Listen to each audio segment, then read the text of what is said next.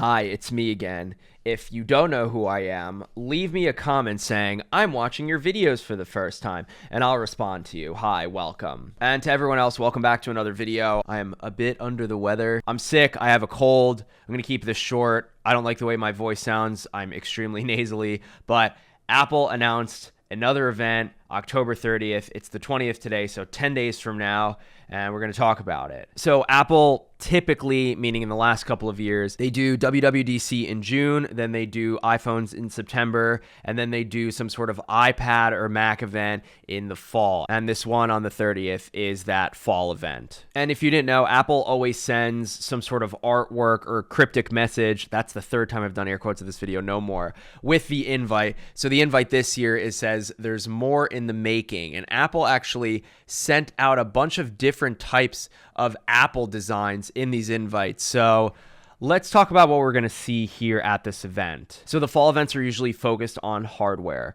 We're going to see a new iPad Pro. We're supposed to see the same sizes as the current iPads, except these new iPads are going to have Face ID that apparently works in portrait and landscape, but not upside down.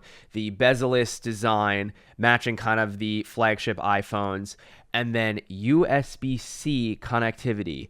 No more Lightning in the iPad Pro. That will mark the beginning of Apple really hard transitioning into USB-C, because the current lineup of MacBook Pros only have USB-C ports. And I will just call it right now, in October of 2018, the 2019 iPhones, one of them at least, will have USB-C. We're also supposed to see an update to the really outdated at this point MacBook Air. So right now the MacBook Air only comes in a 13-inch body, and then we have the 12-inch MacBooks, and Apple doesn't make 11-inch MacBook Air, so it'll be interesting to see what sizes they go for, but expect a Retina display, expect some sort of updated internals. I don't know if they're going to go with the latest Intel chips, but it's going to have a Retina display, slimmer bezels. I hope we see two different sizes, and yeah, probably USB-C. Apple's also rumored to be showing off an update to the Mac Mini, which hasn't gotten updated in a really long time. I'm curious, do any of you own and use a Mac Mini? That's one Mac product that I've never had in my life. They seem like really good all-in-one machines.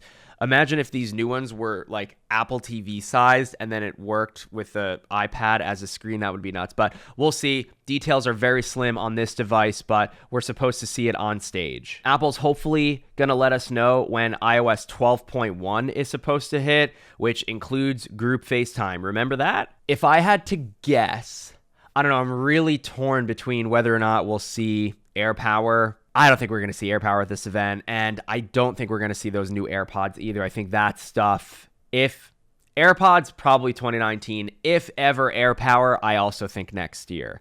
And speaking of next year, in April of 2017, when I was still working at Mashable, most of you, I don't even think know that, Lance put up an article called "The Mac Pro is Getting a Major Do-Over." And he was one of a very few reporters that got to sit down with Apple executives to talk about the Mac Pro. And in that article, it said that we're supposed to see something next year.